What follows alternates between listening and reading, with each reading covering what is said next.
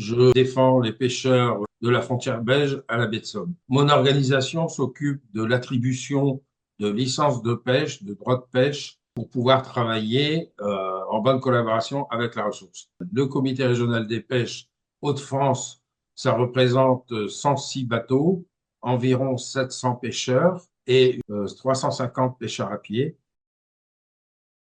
J'allais pêcher à certains endroits où il y avait du poisson, par exemple au large de la Belgique, sur le banc du Tortonne, où maintenant il y a un parc éolien depuis environ une douzaine d'années.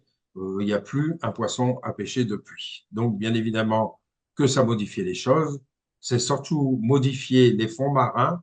C'est bien ce qu'il faut avoir conscience, parce qu'avec les courants et les pieds d'éoliennes, ça provoque un déplacement de sédiments et bien évidemment une transformation des fonds et des habitats marins. Même si la belle éolienne tourne au gré du vent et quand on regarde, on dit c'est magnifique, on voit pas ce qui se passe en dessous de la mer. Et là, c'est plus inquiétant parce que ce bétonnage intensif à raison de 1500 tonnes de béton par pied, plus des milliers de kilomètres ensouillés de partout, ça modifie beaucoup de choses.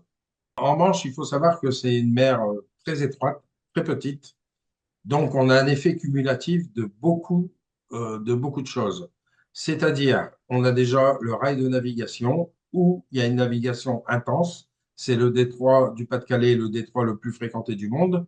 On a des aires marines protégées. On a des extractions de granulats où là, c'est un véritable massacre.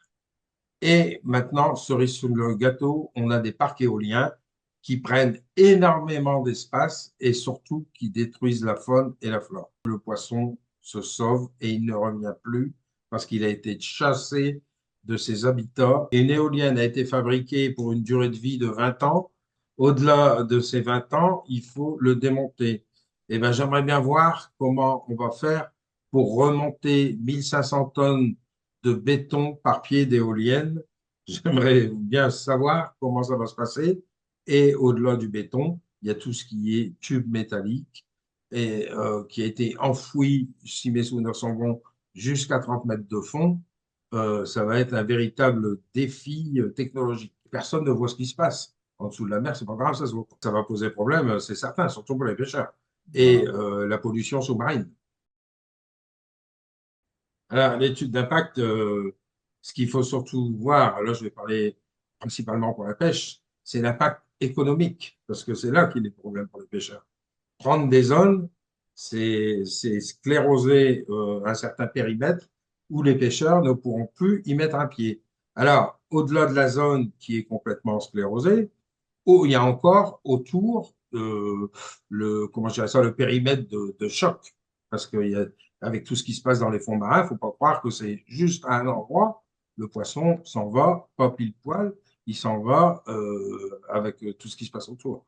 Donc, l'étude d'impact, c'est important, mais je répète la même chose, on n'est pas assez souvent entendu à mon goût, parce que en général, tout ce qui se passe dans le fond de la mer, on est les premiers à le voir et systématiquement, on en récupère les effets négatifs. Je vous ai fourni des cartes marines avec différentes zones de perdu qui démontrent bien à l'œil l'espace maritime condamné, que ce soit par l'éolien ou autre chose. C'est quasiment, je pense, facilement 30% de la surface d'activité.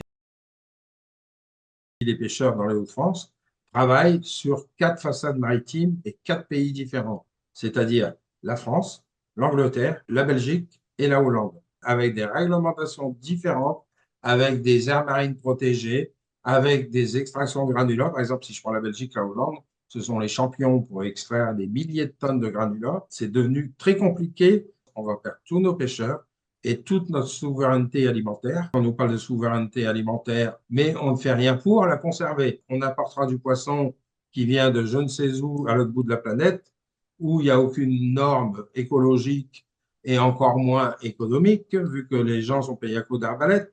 Et en plus de ça, il faudra traverser la planète pour l'importer en France. On nous écoute, mais j'ai l'impression qu'on ne nous entend pas. En fait, on fait juste que de cocher une case dans le processus pour dire on a entendu la pêche et c'est le principal.